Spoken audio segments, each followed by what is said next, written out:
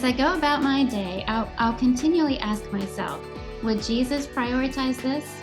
If not, I'll recalibrate. Surrender requires humility, and humility brings wisdom. Wisdom invites obedience, and obedience produces peace. A life of peace is found through my surrender. Proverbs 11:2 says, when pride comes, then comes disgrace, but with humility comes wisdom. So I couldn't find a source for that quote, but I loved it. I love how it starts off. As I go about my day, I'll ask, will Jesus prioritize this? You know how sometimes when you're trying to figure out how to spend your time, everything's good, it seems like, but what's the best option can be hard to figure out. So I think that's what attracted me to this quote. Has nothing to do with our topic today. What was the line that said something about peace is found in surrender? That usually goes against the grain. Yes. Surrendering doesn't, you don't think it's going to bring you peace, but it does. A life of peace is found through my surrender. Yeah. Good one. Welcome to Looking Up, friends, on this beautiful fall day. I'm Kathy Pollard, one of your hosts. Carla Moore is with me. She's your other host, and we're looking forward to talking with each other, hanging out with you guys today. So we're going to talk about something that I find very interesting. But before we get to that, Carla, how are you? What's new? Tell me all the things. I am wearing long sleeves. You look very Well, I do have them rolled up, but long sleeves in because Texas? it's 62 degrees outside. Nice. Yeah, and on Sunday it was 101. So we are super relieved. It's October, middle of October, and we're still breaking records on heat. So I was just thinking and laughing because I'm so fickle because I don't like being cold. And here we head into winter and I'm going to be cold, but it's just that breath of fresh air. And what is it about? It just looks different outside when the temperature goes down. I don't understand what that is. There must be some scientific reason, but anyway, we're excited about a little cool weather. It'll be back in the mid 80s by Friday, probably, but we had our first frost last night. So I woke up and the house was cold and the ground was white with frost. And I had to bring in I have a bunch of herbs still growing like crazy outside. So I brought in a bunch of it just so I could kind of take care of it and put it in the dehydrator before I start losing it to frost. So what do you do with it after you put it in the dehydrator? Put it in jars and use it for cooking. Oh, so it's like the kind of spices you buy at the store. Yeah, so I brought in parsley and rosemary last night, tons of parsley. It took me literally an hour to, because I don't put the stems in the dehydrator, just the leaves. I do Italian flat leaf parsley. And then when they're dry, I don't crumble them up or anything. I just put them in the jar like that. And then when I use them, I can crumble them up and that'll release the flavor into whatever I'm cooking. But I never think of parsley as being flavorful. In the store, it's not. Okay. The dehydrated stuff you get in the store is not very flavorful. But it was pretty tedious work, I can tell you. I was up last night working on it, and Neil's out of town. So thankfully he called me and kept me company for some of it. Did I also see cilantro, or was that all parsley? It's all parsley. Yeah, okay. Cilantro doesn't last very long because it didn't like heat. So I think next year I'm gonna try planting it in an area that gets more shade, like part sun, part shade, to see if it'll last a little bit longer. Because we do love cilantro. Yeah. But the electricity went off at some point in the night. It just flickered because my fan and everything came back on. But so when I got up this morning, the dehydrator had shut off. So I had to restart it, and now it'll be going all day. But this brand's pretty quiet. It's okay. But anyways, so what's new with you? Well, what's new? We sowed, actually, speaking of plants, my brother had given me a bag full of bluebonnet seeds back in the spring. And that's our state flower is bluebonnet. And so John took them, and I had written on the bag because I knew I would forget. Doug told me to sow them in October, and he gave them to me like in April. So I'm thinking I've got to hang on to this for how many months and remember where it is. But I had them in a Ziploc bag, and I'd written on there, sow in October. And then he said rocky soil or something else. So John took them out and put them in. Well, when you go out our back door and turn to the right, there's a big area that used to be a garden. We had a big garden. Yeah. But now the cows just go in there and keep the grass down. It's just wild, not even flowers, just grass, Hmm. weeds. It's just Hmm. weeds, but he sowed it in there. So hopefully we'll have some bluebonnets in the spring. I did not touch them, so they're safe from my black fingers, hopefully. That'll be so pretty. You'll have Yeah. your own photo backdrop in your yard. Yeah, I hope, and hopefully Nice. the weeds won't eat into that. But anyway, Hmm. that's one thing that's going on. I've been Hmm. just cleaning out. I know probably people are tired of hearing me talk about cleaning out, but really, I've combined three homes into ours because I took things from mom's house and brought things home from Denver. And then, Yeah. so I've got, Big projects. yeah, and Yeah. I feel like I'm whittling down a little more each day, but I've just Hmm. been, a couple days ago, I cleaned out our linen closet in our bathroom. And I just got rid of a bunch of stuff and it feels really good. So Mm. here's your early something good for you is do some organizing, clean out a closet. I cleaned out our pantry. There were some things Wow. in there that had expired. And I know some things are, they say best buy, but if it's like 2017, it's probably time to move it on out, depending on what it is. I know some Hmm. things can last, but got Hmm. rid of a bunch of stuff. And John pulled out the trash bag and he's like, "What do you got in here?" Cleaned Oh, out the you got to do it pantry. when they're not around, when they can't go through and see. Well, he didn't go through it. Sometimes he will like peer in there and I'll say, "Don't pull anything out. That's gross." But he took the Mm. bag to the big trash can. I So, did that yesterday. Because Neil's out of town, I mm-hmm, went through my desk area in the upstairs library. mm-hmm, And apparently it was a lot worse than I thought it did because 2.5 hours later, finally done. But I had some things kind of stacked. I always get these piles if I'm in the mm-hmm, middle of a project, or I'll put yeah, this up later, or I'll find a place for this later, and it lands on mm-hmm. my desk I'm upstairs. surrounded by piles right now. Yes. So I went through all of that, but then I decided to go through all my desk drawers and even my files. So I have my bottom drawer is a big filing cabinet, Mm-hmm, and where I put like household papers or topics for different lessons, all that stuff is in there. yeah, Files on the animals are in there. I have one file in there that I've just called sentimental. And as things show up throughout the year that I think I'm going to keep, a note or a card or a napkin from a wedding or something like that, I tuck it in mm-hmm, there and it starts getting really, really fat. And mm-hmm, so every 2 or 3 years, I pull that out and I go through it and I see what do I really want to keep. Because yeah. sometimes I pull something out and I was like, Why why did I did I keep think that? I wanted to keep this? Mm-hmm, So I just started, as I'm going through everything in my desk, I just started tossing everything in the middle of the library floor that I didn't want to keep. And that pile was huge. And yeah, by the time I was done, I'm looking at it going, where was all that stuff? mm-hmm, And some of the stuff I'd had from when the boys were still at home and I was homeschooling them, I had yeah. some school type things. And I'm like, why do I still have this pack of Spanish flashcards? And you carried that from Colorado to Bowling Green. Yes, yes, Mm-hmm. somehow. So Oh, it it felt just feels so so good. good. Yeah, it felt so good. Yeah, I love doing stuff like that. And I tend to not be super sentimental. I do Hmm. keep little things, but anytime I think about keeping something, I think, am I really going to be sentimental about this? Or, Yeah, and I try to get rid of stuff. We had a couple of suitcases that they weren't damaged or anything, but they didn't roll the way I like. We're picky about yeah. suitcases and bags and things like that. So I Hmm. filled those up with clothes and I filled them up with things from the linen closet. And I don't know if you remember those great big bags that I think it was one of my something good for you several months ago that we were moving back and forth stuff from Hmm. Denver. I Hmm. filled one of those up with things and we took them to Goodwill. So, It feels so good to purge. oh, it does. Yeah, So that's kind of what I've been doing. yeah. Hmm.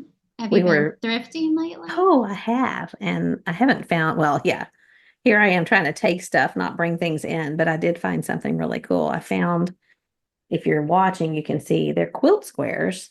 Hmm. But they're not squares, they're hexagons. And you Oh, put them those are together. so pretty. Yeah, you put them together. They're hand stitched. I can Wow. tell by looking at the back. There's 25 of them. Wow.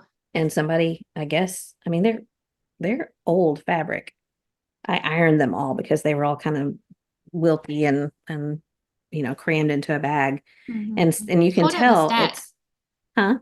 Hold up the What? stack. Oh, the stack. Yeah. Oh, wow. Yeah. what a You can great tell find. that they are like, there's a couple of little squares or little hexagons that have a mark on them. So you can tell that whoever made them was using every bit of her material. And, she wasn't cutting out the little marks and stuff. But I thought it would be fun. See what you think about this. If there's 25 of them, and I thought I'm going to keep 2 of them and maybe make something. I don't know what yet, but make something out of them. I might put them on a side of a bag, or I might frame them. I don't know. I might make a little pillow or something. Throw a But pillow. Yeah. yeah, throw a pillow. But I thought it would be fun in the group. I think what I'll do is post not individual pictures. I'll kind of spread them out and post a picture of it next week on the day that the podcast comes out. And the first 23 people that comment and send me, they can message me their address. I'm going to send you one of these squares. And How you fun is make something that? out of it. And then we want to share what everybody decides to do with it. How And cute. I just thought it would be fun rather, because I don't know that I would ever do anything with it. I couldn't leave them there. No, of Somebody's course not. hard fought battle with fabric. They made these cute little, I don't, they're not flour sack, it's fabric, but they're old. But I thought, what could, as a group, a bunch of us could make and do How something. And so fun. I anyway, love we'll that do idea. that. If I were a crafty person, I'd be all over it. But I Well, look forward to seeing what all the other crafty people do. yeah. So I don't know. There may That'll be be some fun. conditions like, you have a month to do this, or I don't know how. I'll kind of think through it before Monday comes up. Yeah. But there's some really cute ones in here. Some that are not as Cute. cute as others. Sorry. You're so But fun. You always think of fun anyway, ideas, yeah, fun I thought things to that would be do. fun. It is. Yeah. Good, good. I have some news. Okay. We have our book in hand. It's an actual book. Yes. It's fabulous, and It it looks is. It professional, is. and it's such good Yes. artwork, and I know It that's is very good exciting. artwork. We are so That didn't excited. seem to take So very long. it really didn't. We were kind of impatient initially in the process, but turnaround start to finish was not long at all. And we've already got a big box of ready to go out. Oh, nice. Our logo is green, black, and white, and so we got these green packages that match the green on the logo, and we have business cards and Wow. stuff like that. So those are going to get shipped out this week. You're a real business. I know. I'm so excited. So where do we order? Excited. Well, we're in the middle of working on, Emily is creating our website for us, and I'm working on a Facebook page also. So people can obviously just reach out to us personally and we can send them one. And, but pretty soon, Emily's really close to being done. Pretty soon we'll be able to just share a link where people can just order from the website. But yeah, and order and pay on the same place. Yes. Yes. Well, that's fabulous. I'm so glad for Neil. I know that's been a project in the making for a while, but how exciting. Not just a book of his that's published, but you're publishing it yourself and you have a new business. Very cool. We're very excited. We're grateful. It's been a lot of work, a lot of hands helping. Yeah. Well, a lot of family. I think that's really neat too, since you're involved in boys. Dale is the one that designed the logo for us. I'll put it up there. I don't know if you can see it real well, but can you see that? Yeah. I love it. Yeah. Looks like you. And we kind of wanted it to incorporate a Motley Meadows kind of feel too. And I think he hit it spot on, but he called it Life in Favor Family Publishing Company on the card, which I love. Yeah. So Dale did the cards and the book as well, right? And Janelle helped. There were some of the things that they were looking at with this logo that she tweaked, and so they kind of worked on it together. But anyway, that's big news for us. Congratulations. Thank you. Thank you. It is big news. Yeah. And I have a couple of small things to share, but you go now. No, you go ahead. Okay. So I mentioned recently that Stacey Warren, does puzzles also, and she gave me like a little puzzle scoop magnifying glass thing. Well, Sunday she brought me a puzzle so that it's a fall picture so that I could do it. But she said there's a little card on the inside that you have to sign. And I just found it to be the cutest thing because this card in there, it says puzzle user or something like that and the date. And so there's names on it. of people that have put this puzzle together when they did it. And some people included how long it took them to do the puzzle. How fun. Yeah, so I thought this is adorable. It's like a puzzle library Yeah. that she's doing. Um, so that was cute. And then the other thing that I wanted to share made me think of you because Roger and Joyce Johnson had us over to play cards the other night, and she made Hoppin' John and pimento cheese sandwiches with homemade pimento cheese. Okay. So I What'd you thought think? about you. It was good. It was good. But I thought about you because you would have been all over that. Mm-hmm. Hoppin' John is black-eyed peas, isn't it? Yes, yes. And Like a dip or something, or no, it was a soup. oh, It's like a oh, soup. So okay. it's like black eyed peas and rice and I don't know what else she had in there, sausage and rotel. I don't know what all is in there, but she makes this homemade, I forget what she calls it, but it's almost like a ketchup relish kind of a thing that she Hmm. cans, and they put a spoonful of that on there, and it Mm-hmm. was really good. But I thought about Okay, you and because of what was the pimento cheese again? It was called what? it was just she made pimento cheese for us to put on sandwiches, but it was homemade pimento cheese. Oh, She you made called it it. honey something or other. No, I just said homemade, Oh, homemade. Okay. homemade pimento cheese. Yeah. So anyway, I Did thought she about leave the you because we pimentos had out? just talked about that. No, no, Does Joyce listen to the podcast and find I out that don't you think don't like so. pimento cheese? I don't think so. I know I've talked about her before, and I think people tell her Mm-hmm. because she'll say something like, I hear I'm famous, or, Yeah. Uh-huh. Okay, next time I'm there, I need to try hers. Because I've tried to yeah, make pimento cheese before, but yeah. like when you stir it, then the cheese kind of gets beat up and like it becomes mush. So there's Hmm. some way that I haven't figured out yet that you can stir it all together without it. Maybe if you freeze the cheese or something like that before you stir it. I don't know what it is, but I think she uses Velveeta cheese as part of it. I don't know if that's the only cheese that she uses, but I think that's part of it. And that might have something to do with it because the texture of Velveeta is so different. well, I would think that that would even get mushier because when you Mm, stir Velveeta, it just kind of mushes. But anyway, yeah. I'll figure that out because Yeah. the ones that I like the most have different colors of cheeses. Like it'll have white cheese and yellow cheese. And I mean, I could literally leave the pimentos out, but I'm always intrigued by pimento cheese now. Yeah. Well, like I said, I thought of you. I was I've eating got my a sandwich and bowl. thinking of you. Yeah. Well, I hope you liked it.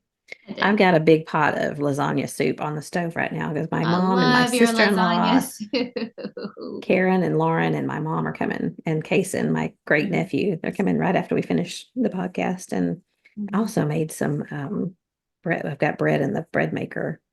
mm. And I toyed with this being my something good for you. I've mentioned it before, but I have something better, not better, but different for something good for you. But these Sally Lunn rolls, have you ever made those? I Do you don't even think have a so. bread maker? No, I did when we were first married. I didn't even know they made them then. Wow. Rude, Seriously, because rude. bread makers were, what year did They y'all get did. married? 90. 92. Somebody gave me one when we were first married. I guess that's kind of when they started getting popular. But these Sally Lunn, In my day. your day is not that far back. But these, I feel like sourdough, that's so popular right now. And I love sourdough, but I always hear people say, I can't get it right, or I can't make it look right, or whatever. It Mhm, just seems difficult. And they're yeast rolls, but they come out good every single time. mhm. And they're super easy. It's just a bread maker. And you don't make the rolls in the bread maker, you make the dough. But it's Okay. just 3 tablespoons of butter, 1 egg, and a cup of milk, and you just put it in a container and microwave it for a minute. And then you pour that in the bottom of the bread maker. Then you put 3 cups of flour on top of that. Then you put a teaspoon of salt, a third cup of sugar, and then a package of yeast. Hmm. I think that's all. I don't think I'm missing anything. I'll post the recipe again next week. But then you just set it to dough on the bread maker. And when it's an hour and a half later, usually it's a 90-minute cycle, and you just lay it out on the counter, cut it into rolls, let it rise a little more, and they're always good. Mm, So sounds anyway, I've good. got that in the bread maker right now. So That's going to be a delicious meal. it's not exactly garlic French bread, which is what I like to have with lasagna soup, Mhm. but they will be good anyway. Can't be bad. Can't be Hmm. bad. Yeah. It's bread. How bad can it be? Well, How bad for you can it be? I made sourdough again. I'm trying to keep my my starter happy, but it's in the fridge. But since there's See, just the it's two even of us, cranky. It's even cranky when you're trying to feed it. yeah, it can be. But since there's just the two of us, it kind Hmm. of works out for me. We'll eat on it fresh for a couple of days, like a slice with soup or Yeah. something, and then I just slice the rest of it up and put it in the freezer. And then all we got to do is pull out a slice for the toaster Hmm. at breakfast or something. But You can make good croutons out of that too, I bet. yep, can definitely make good croutons. So Hmm. Paige Waddell, mm, Paige Waddell gave me some dried out starter, and it's still in my cabinet. And apparently, all I have to do is add water to it. yeah, That's the kind of starter that I need. It's the kind that's very low maintenance. This yeah. chair that I'm sitting in, Mhm. I brought it back from Denver, and you can raise it, but it slowly sinks.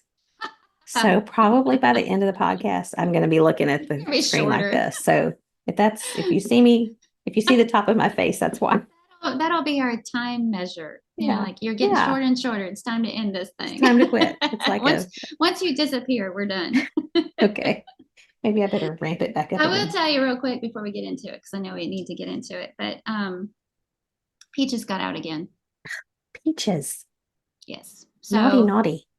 I'm telling you, Neil and I both have a little bit of PTSD now when somebody rings the doorbell first thing in the morning. Because, in fact, as I mentioned, he's out of town, and early this morning I heard sirens going by, which we don't hear very often out here. Hmm. And my first thought was, Peaches got out and somebody hit her on the road. You know, I'm just so anyway, we now have a cattle gate at the end of our driveway. Yeah. We now literally have to open one of those things every time we drive in and out or check the mail, or You have we a never remote thought we on it, or would. you have to get out and get No, to we it. don't have anything. I mean, it is barely on there right now. We've got to put because it kind of had to slap it up there as Hmm. like real quick measure, but it's chained on.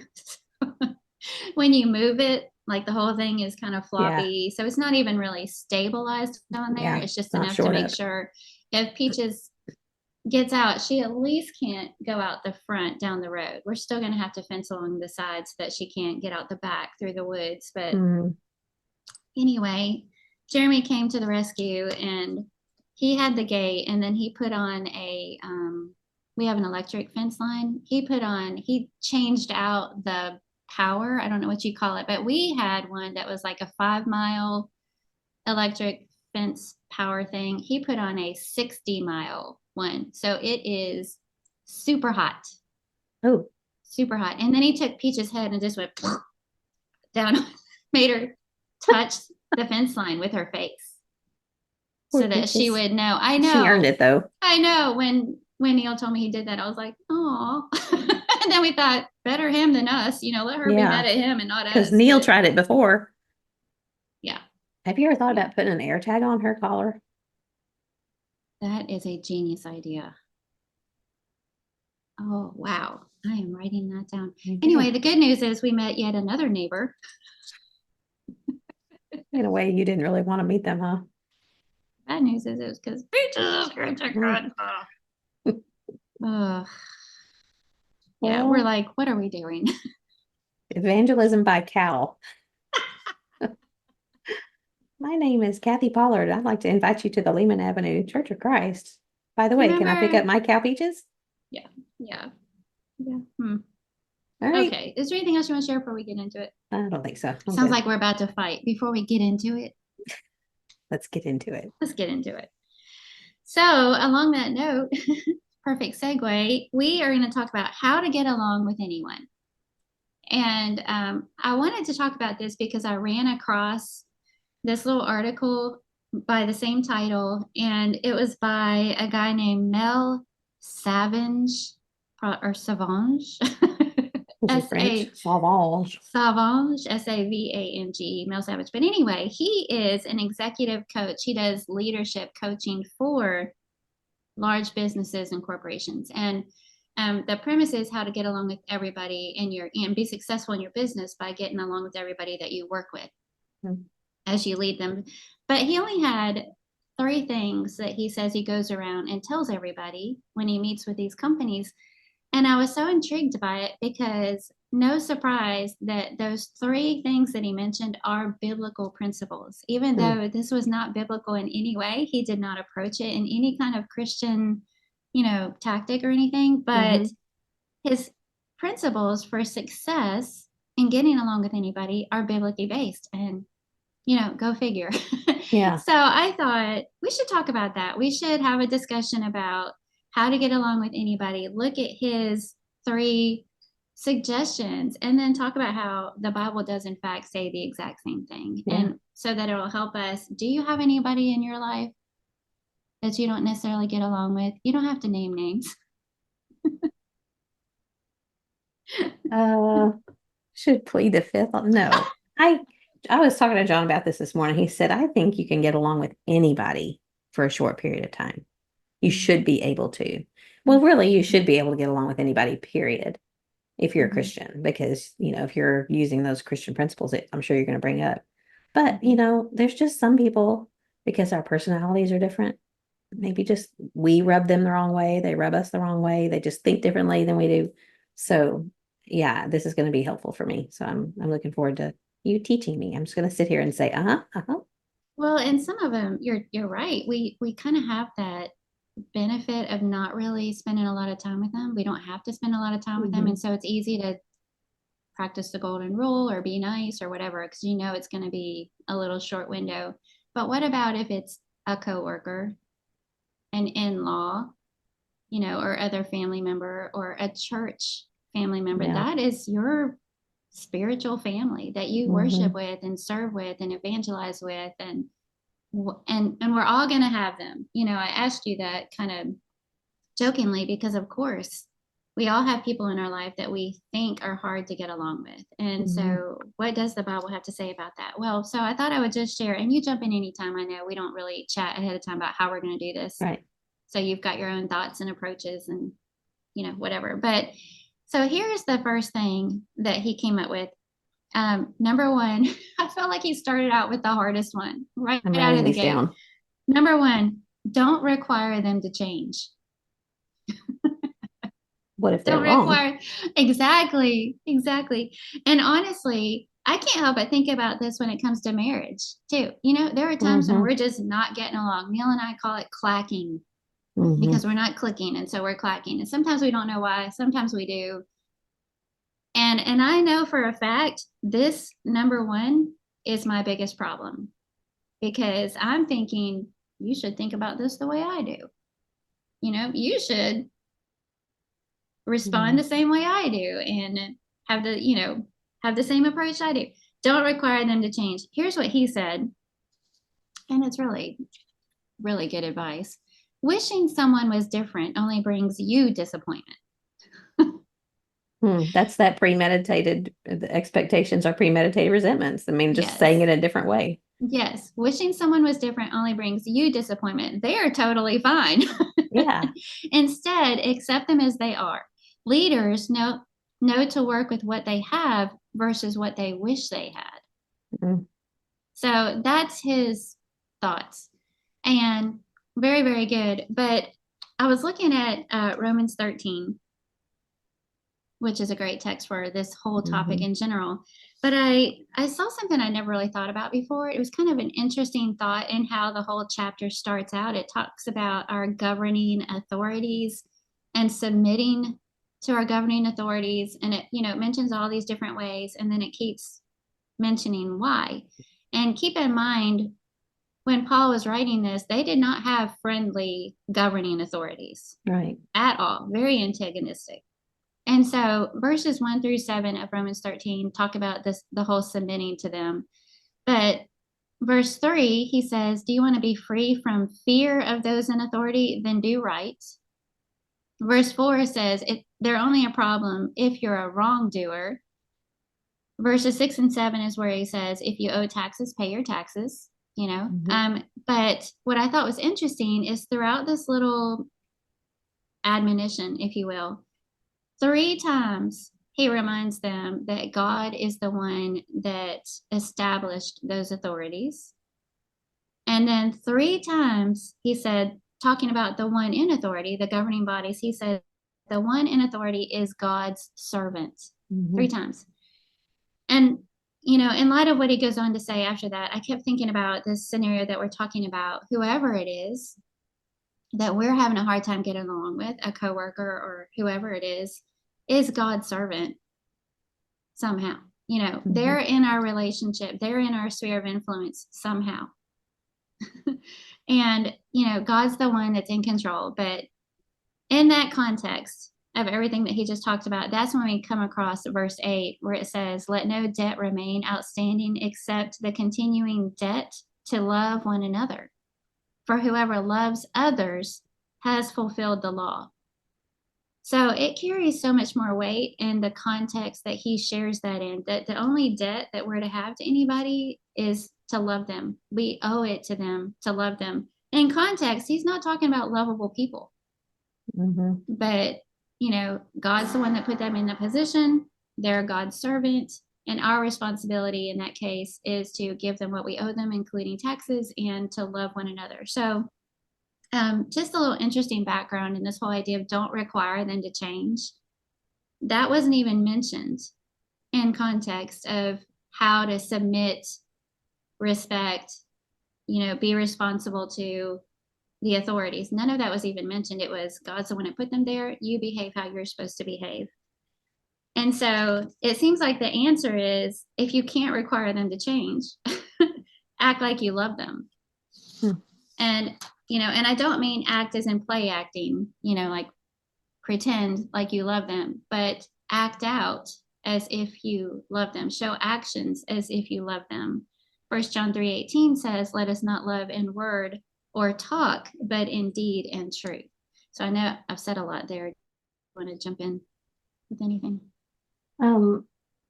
Well, that is interesting. I had never really thought about owe nothing except to love one another. And the way you said it, we owe it to one another to love one another. And, people who are hard to get along with usually are that way because there's something that's happened in their life to make them that way. And so I think when you shift your thinking about that and realize that we owe it to them to love them, because that's the assignment, if you will, that God gives us.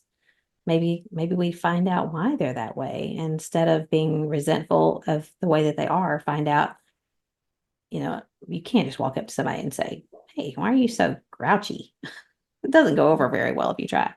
But if you, treat them in a kind way and get to know them a little bit and dig a little bit deeper, maybe. And I've always found that to be interesting. That Jordan had a classmate's mother that I got to be friends with. And she said whenever her son had a problem with someone, they would invite him over and play. And then they would become friends. And then there was no problem anymore. And maybe that's what we need to do as adults is, people who are difficult or at least that we perceive as difficult, spend some time with them. And then you find out that you really do have some things in common or that you can appreciate about them or makes it easier to love them. So I like that. Yeah, that's good. Well, we probably should have started out with what makes somebody hard to get along with, but I think with both of us, our mind automatically went to they have a difficult personality. Yeah. Arrogance or prickliness or whatever it might be. They just might be hard to get along with. But sometimes we have a hard time getting along with people and the problems on our end.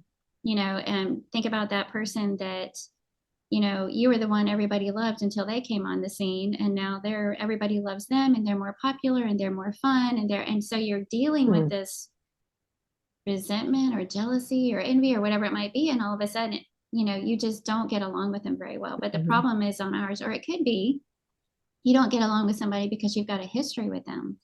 There's something in your past where one of you wronged the other, and it's not that they're hard to get along with now. You've just still got that carryover resentment or whatever it is toward them. So there can be all different kinds of reasons why. It's not necessarily always just the other person's fault. Right. But regardless, 1 Peter 4:8 says, above all, keep loving one another earnestly, since love covers a multitude of sins. And I feel like that verse catches me by surprise every single time I read it. I don't know why, because I've read it before. I know what it says, But it's almost like I have such a hard time imagining that to be true. Mhm. But isn't it one of those things where it's like God says, put me to the test, try it and see. Yeah. Try it and see. You demonstrate love, you show love to this person, you act like you love this person, and see if it doesn't change how you view that person, Mhm. Make you and love them in for real. yeah, exactly. I always found it interesting too that see if I can say this carefully. When you get to know somebody and you spend time with them and you find that you love them because you've become friends or because there's things you appreciate, you have things in common, you've spent time together, you tend to be more forgiving of issues. I don't know how to exactly say it, but you tend to be you let things slide that you wouldn't ordinarily let slide. And I'm not saying that God's going to let sin slide, but I think God wants us to see others in the way that he sees us in how he forgives because he longs to forgive. He wants to forgive everyone. He wants us to see other people. I'm going to botch this. But when you love someone, you forgive them because you want to. When you don't love someone, you hold things against them and you have a hard heart against them and you hold grudges. And that's not how God loves each and every individual person. So I think when we love one another and we see one another in the light that God does, it's easier to understand how God can forgive those who want to be forgiven. Does that make sense? It does. And I'm wanting to say something, but it's going to come up in a later point here. But Okay. and here's a little personal insight, everybody, into looking up in the backstory. But when we were first talking about this, do you remember what you said to me? One of Which your part? yeah, the part that relates to our topic. One of the concerns that you had was you didn't want anything to ever hurt our friendship. Friendship. Yeah. And I was like, what? How could this possibly hurt our friendship? But I think what you were saying is we'll be spending more time together. We'll be talking more often. We'll be getting to know each other even better than we had before.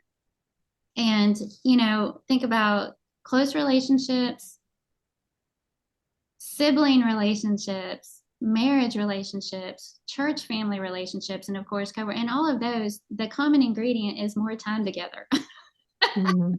And that's a good thing and a bad thing, Yeah. because spending time together grows relationships, but it also exposes things about each other and you learn more about each other, just like you were saying. But when you have that loving relationship, as you were saying, and you see people the way God does, you just understand that that's part of who they are. Mm-hmm. And a lot of times, say you meet somebody and your initial assessment of them was they're just gruff, Yeah. and overbearing, larger than life, loud, obnoxious.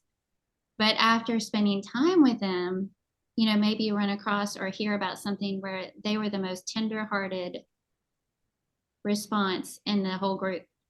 They And were how the many person. times has that happened? Yes, they are the Repeatedly. ones who were Mm-hmm. most touched by somebody Yeah. else's plight or scenario and bent Mm-hmm. over backwards to do it. That's what happens when you spend time with people and you love anyway, is you start seeing everything. Mm-hmm. But we're going to talk about that a little bit more later. Okay. Right. Moving on. So why do we feel like we have to figure other people out? you know, under this thought of don't try and change them. Why do we feel like we have to understand them? We should try to be understanding, but really, is it my job to try and get in their brain and figure out why they tick the way they do, or think the way they do, or act the way they do? No, that is not my job. Mm-hmm. That's not, I can't do that. I don't read Yeah. hearts. I don't have their background. I can try and be understanding, but I shouldn't feel like I always have to figure people out. Why are they the way they are? But I can, in that scenario, pray for them. I can love them as I'm supposed to, and then move on. Proverbs 10:12 says, hatred stirs up strife, but love covers all offenses. So it kind of ties back Mm-hmm. to that 1 Peter 4:8. And I think that's Mm-hmm. exactly what you were saying. when you love somebody like you're supposed to, you're more forgiving of things like that. Everybody's going to have things because we're all human. And then Colossians 3:14 says, love binds everything together in perfect harmony, which I thought was the perfect verse for this topic of getting along with people, in the work or family environment or whatever it might be. Love is what is going to bind everything together in perfect harmony. And love, that kind of love is a command. The agape love is a command. It's not a feeling, it's a choice. So when you choose to love someone, I know it kind of goes against the grain. It's hard to understand, but you make a decision. And you see this over and over. I know you and I have in different counseling situations, premarital, postmarital, whatever. When you decide, I know I'm going to overlook these offenses and love anyway, then that's when God really takes off in our life. Is when we make that decision. Yeah, that's good. That's really good. So anything else on that one before we go to the second thing? The second thing he says, the first one was don't try and change them. Don't expect them to change. The second one is you go first. That's what it's called. You go first. And I thought about you in this one because you've talked about this before on this podcast. Here's what he said. You like it when people are nice and patient and appreciative, so you go first. You can't control them, but you can decide to be nice and patient and appreciative yourself. Now, again, you can see how he's talking about specifically on the job, leading a workplace type environment, but that is so biblical. And I thought about you because I wrote it down here, but where is that verse about? It's Romans 12, isn't it? Yeah, leading the way. It's Romans 12:10, outdo one another in showing honor. And you've talked about on here before that it means to lead the way. You go first in showing honor. So his second thing that he teaches is very, very biblical. And I thought of 1 Corinthians 13:4, because what's the very first description of love? Love is patient and kind. And that's what he talks about. You like it when people are nice and patient. So you go first. Galatians 5:22 and 23, that whole passage talking about walking in the Spirit instead of living according to the flesh. What is the fruit of that? What does walking in the Spirit look like? It's love, joy, peace, patience, kindness, goodness, faithfulness, gentleness, self-control, all these things that are going to make it easier for us to get along with everybody. But we can go first in demonstrating those. And isn't that the rub, though? That's the hard part. That's the challenge. We keep using that word intention. Point number one, we're talking about you just have to act like you love people. And you wake up before you go to work, you're prayerful about it. I'm intentionally going to treat this person like I'm supposed to. I'm intentionally going to demonstrate love. And then what happens?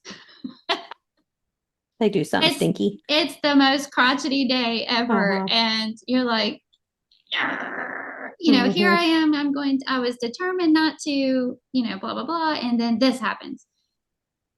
Because instead of getting out ahead of it by going first in all these areas, a lot of times it seems like we just respond. Right. We're spending too much time responding, reacting, responding to the vibes that we perceive are being given off or whatever. So that's when it's hard. I've noticed that sometimes when things like that happen, somebody will say, just take the high road, be the better person. And I think that that's very true. Take the high road and be the better person. But usually in the context in which that's said, they're like, well, I'm going to do, you almost like you're patting yourself on the back and you're slamming them while you're elevating yourself. And I've heard and I've thought that so many times when I've heard somebody say, I'm just going to take the high road. It's like, you're not taking the high road. You're actually taking the low road if you're just puffing yourself up and saying, yes, go first. I think that is exactly what we should do, but not in the sense that you're taking a deep sigh and rolling your eyes at whoever's not doing what when you're trying to change them, like you said. But almost as if you're trying to see, look how great this chasm is between my goodness and their jerkiness. Right. Yeah. So I think we have to be careful not to be that person that's I'm gonna be the better person. Really do be the better person, but not in order to show that, shine a light on yourself and a different kind of light on them. So Well, anyway. and the verse is outdo one another in showing honor. You go first, and it's not outdoing one another. So you can say, see how much better I am. It's in whatever way you need to show that person honor and make them feel like they're the better person. That's what that's all about. So Yeah. we get it completely backwards. I'm so humble. Where are my Let humble me badge pat my, today? yes. Makes me think of that saying, I'd like to be humble, but what if no one notices?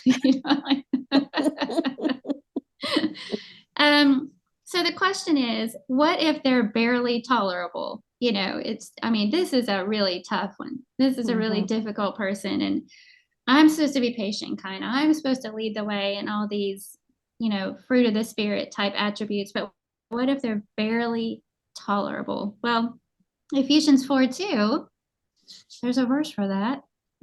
Says, with all humility and gentleness, with patience, bearing with one another in love. And the word bearing here literally means to put up with and to regard with tolerance. So he's saying, you tolerate them, and this is how, with humility, gentleness, patience. We're, like you say, we're not fulfilling the command if we make it very clear to them that we're tolerating them. We use that phrase, they just barely tolerate each other. And I think sometimes we give off that vibe and we think it's good enough. Well, I'm not retaliating. I'm not responding in the same vexing way they are, but I'm barely tolerating them. Well, that's not what this is. This is, they probably have something that's hard because you have to put up with it, as the word bearing implies. But you do it with gentleness, humility, and patience. I ran across a saying that says, don't adapt to the energy in the room, influence the energy in the room. And I think that's that whole getting in front of, getting ahead of, it's like pain medicine. When somebody has had surgery and they say, don't wait until you're hurting, take it every 3 or 4 hours so that you stay ahead of the pain. That's exactly what this is. You walk into the room loving, patient, kind, and get ahead of it. Lead the way. Influence the energy in the room. And then 1 Timothy 4:12 says that we're to set an example in our speech, in our conduct, in love. So the rest of what love looks like in 1 Corinthians 13, love does not envy or boast, is not arrogant or rude, does not insist on its own way, is not irritable or resentful, and keeps no record of wrongs. So all of those things tie into what we're talking about.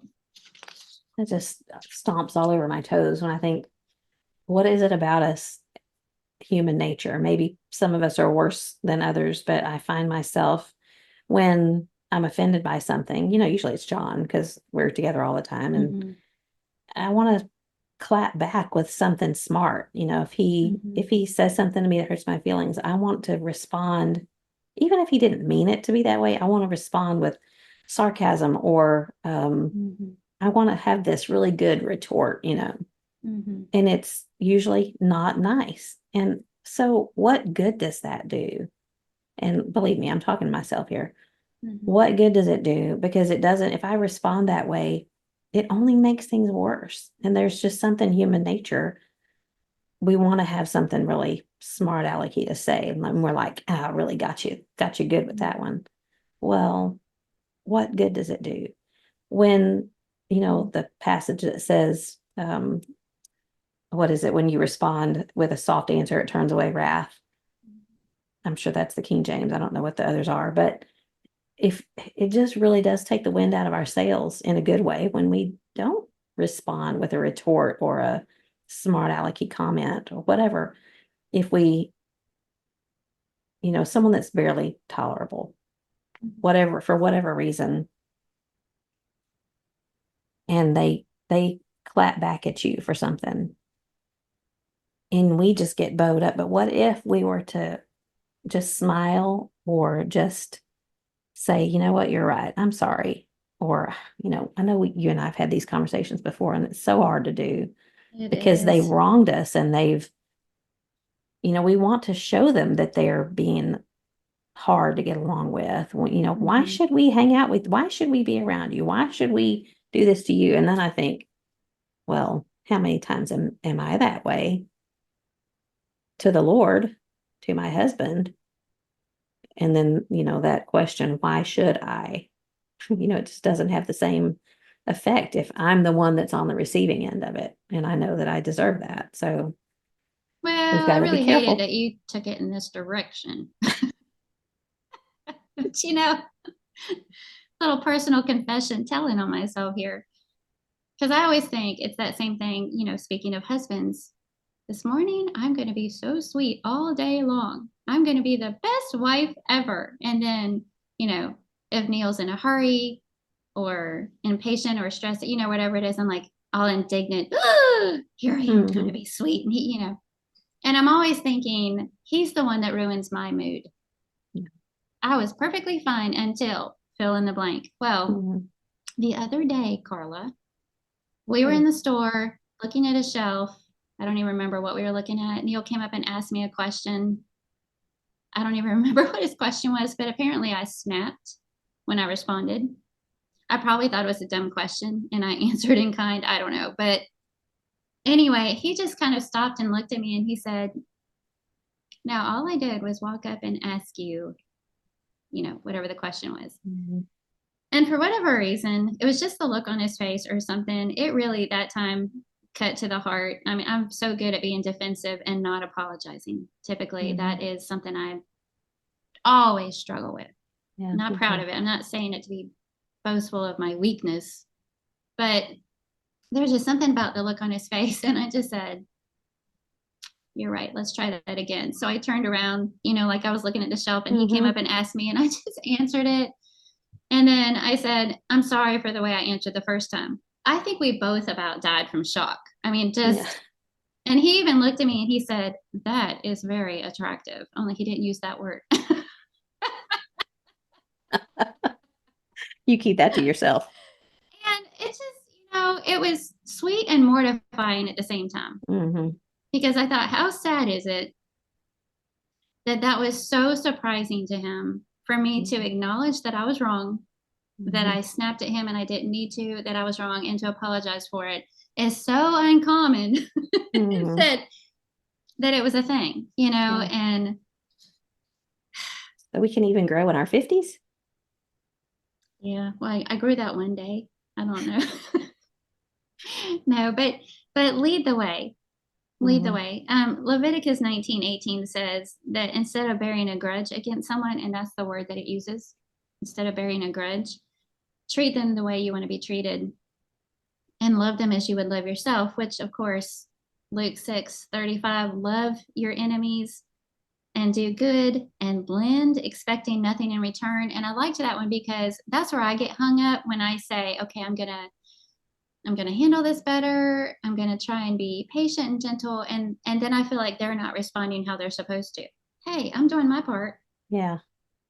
How come you're not Not fair. responding in kind? Hmm. Forget about it. Well, this whole lend expecting nothing in return, it's Hmm. about motivation. Yeah. And we don't act a certain way because we're trying to force them to change or even to respond in kind. Hmm. Um, Lend expecting nothing in return, and your reward will be great, and you'll be sons of the Most High, for He is kind to the ungrateful and the evil. Ouch. Hmm. So, no matter how you look at it, all these verses, like there's no out, there's no excuse, unless they're a particularly difficult person and you've been Yeah. dealing with them for 7 years. Yeah. There's none of Hmm. that is anywhere. Hmm. It's just all about remember who you are and who you're representing and focus on your responsibility. Makes me think of seen many times that Jesus went in the night before he was crucified. He went in to wash the feet of all the disciples, and he knew that Judas, and of course, it's a pithy statement, and I can't remember how it's said, but he knew that Judas was about to betray him, but he went in Mm-hmm. prepared to wash Judas's feet, even though he knew. So, Mm-hmm. you know, we need to be And more he like him. says, I've given you an example. Hmm. Ugh. Okay, so The first one was don't expect them to change. The second one was you go first. Mm-hmm. And then the third one is clean up your thinking about the person. Hmm. So here we get into our mindset about them to begin with. Clean up your thinking about the person. This is what he said. What you think about a person is a filter for how easy it's going to be to get along with them. And we know that's true just in the examples that we've been talking about in marriage, even. You know, what you think about that person is a filter for how easy it's going to be to get along with them. What you think about them is a choice that you're making every single day. So it puts the responsibility squarely on our shoulders. Good leaders choose to focus on what's working with a person versus what's not working. Hmm. Okay, so very good, excellent advice. And we know the Bible tells us exactly how we're to think of others, how we're to view others. Philippians 2, verses 3 and 4 do nothing from selfish ambition or conceit. Two traits, by the way, that really interfere with us getting along with Mm-hmm. others. But in humility, count others more significant than yourselves, and let each of you look not only to his own interest, but to the interests of others. Mm-hmm. And on these lines, I thought how easy it is for us to find the dirt on other people. You know, it takes no talent to do that. Anybody can do that. If we're in the habit of doing that, we probably catalog people and do it all the time. You know, they're okay, but Yeah.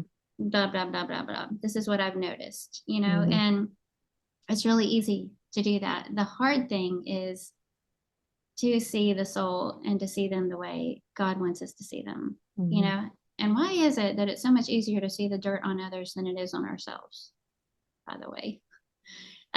Proverbs 11:27. I love this verse.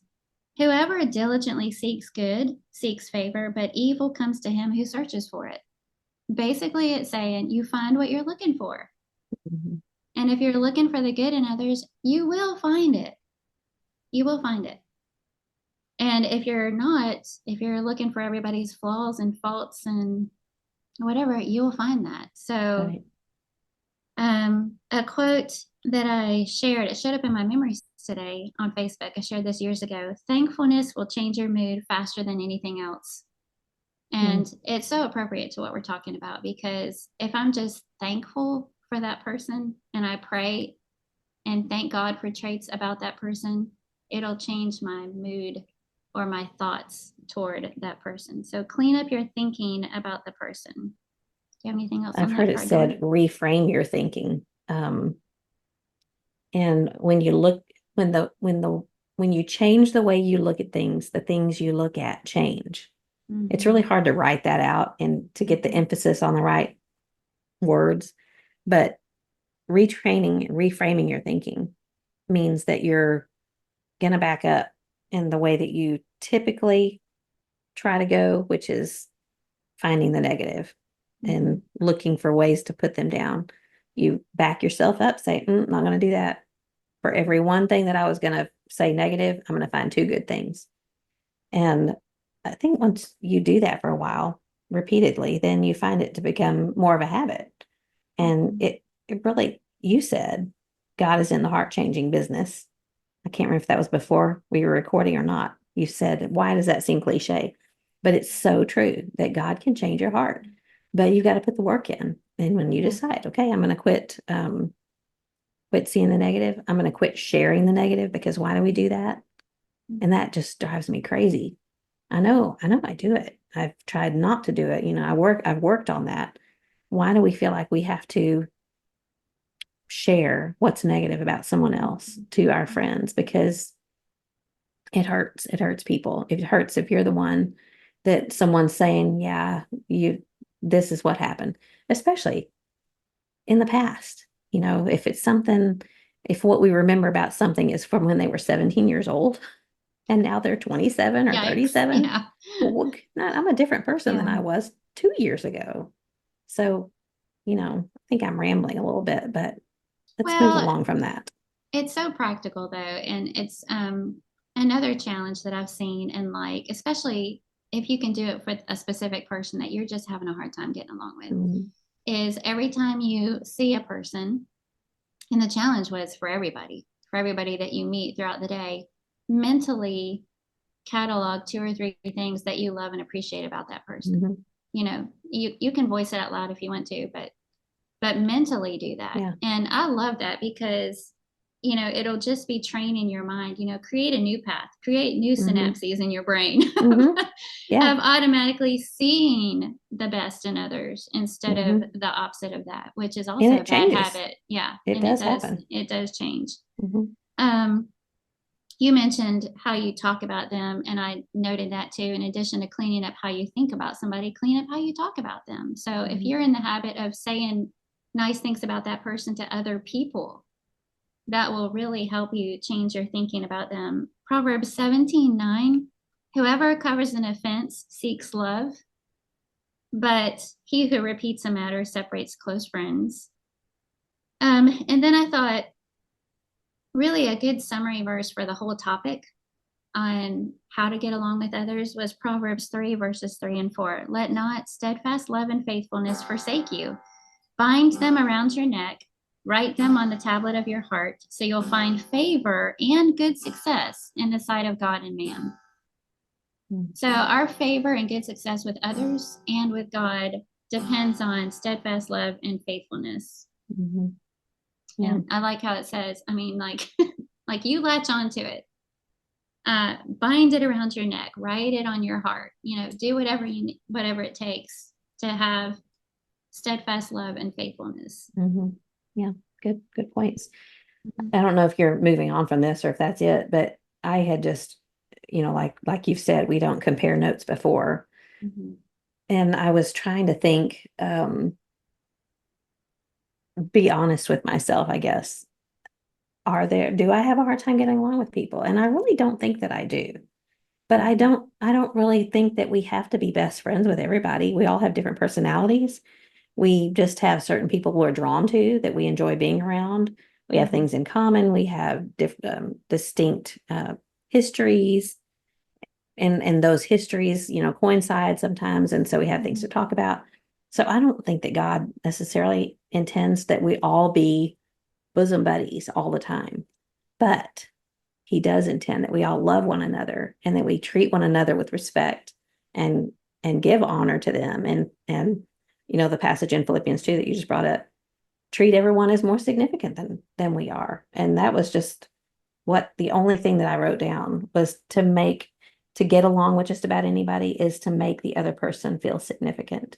Because when I really was thinking about what is it that raises my hackles about people sometimes when I'm treated this way, it's when I'm either dismissed or treated with disrespect. Mm-hmm. Now, that disrespect, I think, can be misinterpreted, and maybe the dismissal too. But you know how sometimes you feel like someone's just, okay, next, they're not interested in you. You just feel like they don't care anything about you. They're not interested in what you have to say. And that makes me defensive, to be dismissed, to be treated with a feeling of disrespect. And so I think how I respond to that, or maybe not how I respond to that, but what is it that I'm going to do to not allow other people to feel that I'm treating them that way, is to make them feel significant. And how do we do that? How do we make someone feel significant? And I think that's by complimenting them, finding something positive to say, asking questions, acting interested, even when maybe we're in a hurry or not interested.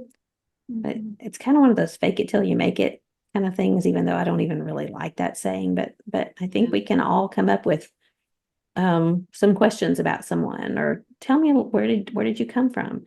And at first it kind of feels disingenuous, because you may not really be super interested. But I think the more we do it and we make ourselves plug in, some of it's personality differences. When you're an introvert, you have a little harder time doing that kind of thing. But once you start doing it, it becomes more comfortable. You just have to push yourself outside of your comfort zone. So making other people feel significant, I think, is one way that we can get along with just about anybody. Yeah. And I think that we need to be careful about letting ourselves off the hook, though. And, and I agree that we don't have to be bosom buddies with everybody and they're the Mm-hmm. person that you're always going to want to hang out with and go have lunch with or whatever. But, honestly, is there, this particularly is talking about getting along with somebody that you obviously are in close relationships with via work or family or whatever. But in our own church family, yeah, there are people that I'll be closer to than others, but I need to Mm-hmm. honestly look at my heart, maybe even go through the directory. Is there somebody in here that I've got issues with? And if so, I have a responsibility to that person. And I'm not talking about confronting them or, making things awkward or creating a situation because they might not have any Mm-hmm. awareness whatsoever that they drive me crazy, Yeah. But when we read verses like, you love them, you do good to them, you bless them, and those talk about, literally doing physical good things for them. Blessing them is literally speaking highly of them to other people. Mm-hmm. I have a responsibility, and I think about God's family as, how I would feel in my own family. We have 3 sons, 3 daughters-in-law, 3 grandchildren. If there was a relationship amongst them that was strained, Mm-hmm. it would hurt my heart Hurts. Yeah. because I don't want that in my family. I want Yeah. everybody in my family to love each other and lift each other up and be good to each other and, comfort. That's what I want in my family. And anything less than that is going to hurt my heart. Mm-hmm. Well, the church is God's family. Yeah. And he wants his children to love each other, do good for each other. And I think the responsibility falls on us if there is somebody like that rubs me the wrong way, I just don't really care for. It is my responsibility to look for ways to do better at showing love and Mm-hmm. looking for opportunities to bless, do good, pray for. They don't have to know anything about it. I don't think I have to go up to them and say, I've had a problem with you in my heart. I think that might And hurt I worked on it. well, and I think that might hurt their feelings too. Yeah. Mm-hmm. I don't want to do that. But if there's somebody that I would rather avoid and walk the other way, and that's easy to Mm-hmm. avoid and walk the other way and just be civil. But I Yeah. don't think that's good enough. I think that Right. Jesus is calling for more. Mm-hmm. Oh, absolutely. And look at what he did. Yeah. Like The what you ultimate said with the example. example. Yeah. Mm-hmm. All right. I know we need to wrap things up. Anything else you want to share? Only that I heard my bread maker beep about 10 minutes ago. So Oh, probably the no. bread is like, "Blah." It's okay. This is more important than that. Please share a It'll picture still if be it good. has overflown like a dough monster, because Uh-huh. those are the best pictures. Yeah, Okay, do you have something good for us? I do. What you got? These are just another little Walgreens thing. They're pictures, but they have magnets on the back. So I Oh, keep these on my cute. fridge. But I think I've mentioned these before, but what I like about this and the idea that I have that's something good for you is that I have taken one of these every Christmas for the past 8 years, I guess. I didn't bring them all in here. But so this was 2000. If you're watching, you can see 2000. That was the Wow. year that John had the heart event. And we only had Jackson and Emmy then, but we're all touching John's chest because Aaron Oh, made shirts that said, I can't remember exactly. It said something like, I love someone that's a sudden cardiac survivor. But then the next year we had Turner and Clara came. So I have one from 2021. Here's 2022, 2023. But my idea is every Christmas, take a picture, a selfie, because we like to do selfies. They're just fun, of your y'all are good family at as it. it grows. So then I have these all in my refrigerator going back to about 2016, I think. And, just a progression. And you can just see how your family's grown and see how everyone changes. And I just love these. I love looking at, like I'm looking at Livy right now, her first Christmas and how she's changed. And I don't know. I love pictures, as probably you can tell, but these are just from Walgreens. They're usually like $2.99, and I give everyone. So I've given, Jordan's family gets one, Jake's family gets one, Mike's family. Usually I It's a print one great out for my idea. mom, but they're Hmm. just magnets. They're 4x6 That's cute. magnets. Yeah. I like that. I thought about you the other night because we had the Northern Lights Hmm. here and I was out there taking pictures and it was late and Neil and I were in the front yard, and I said, "Hey, let's get a selfie with the northern lights in the background." How'd it We go? came inside and looked at it. It was horrible. It was horrible. Our faces looked kind of abnormally large in the screen with the lights in the background, and we just Yeah, you laughed. have And to even get Neil, Neil to do it and hold it way away, yes, and you have to be, yeah, I know all the looking up. tips. It just never works for us. And I've even read up on that, and it just doesn't. We just have, some people got it and some people don't. Well, And we you don't. got the green thumb, and I don't have Well, that. So even Neil, who typically doesn't care, when we came in and looked at it in the light, he went, no. And I said, yeah. oh, Carla always gets a good selfie. She could have done this. She could have pulled this off. Well, except you're probably trying to look at get the sky behind you, so you would have had to go down, and then you had the double chin and all that stuff. Oh, So. yes. And looking at the nose. Yeah. So my something good for you is a couple of verses to pray. And so if you're listening and you want to jot these down, you can, but I'll also share these verses in the group in the following week.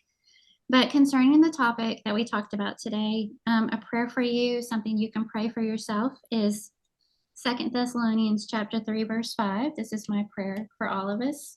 May the Lord direct your hearts to the love of God and to the steadfastness of Christ. And 1 Thessalonians 3:12. May the Lord make you increase and abound in love for one another and for all, as we do for you. Perfect for this week's topic. Yes. Yeah. So I enjoyed this conversation, most of this conversation. Most of it. Me too. Always good. Yes. And it was good chatting with you. I look forward to talking to you next week. And until next time, keep looking up. Love you, friend. Love you too. Bye. See you later.